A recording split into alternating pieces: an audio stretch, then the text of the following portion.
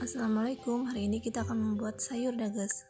Bahan-bahan yang dibutuhkan adalah dages, bawang merah, bawang putih, cabai, dan kecambah.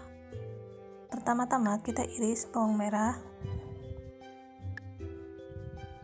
bawang putih, dan cabai.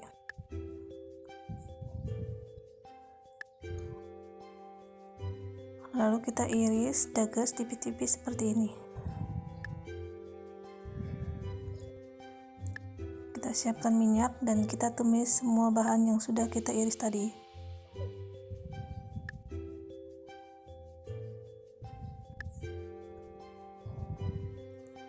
Setelah layu, kita masukkan dages, lalu kita tumis lagi sampai bumbunya merata.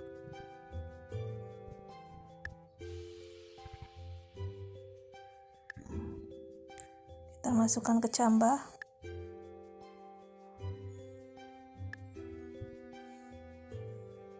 kita tumis lagi.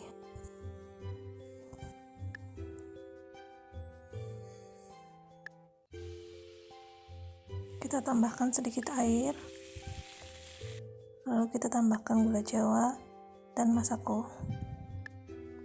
Tidak perlu penyedap rasa dan garam lagi karena masako sudah asin dan gurih.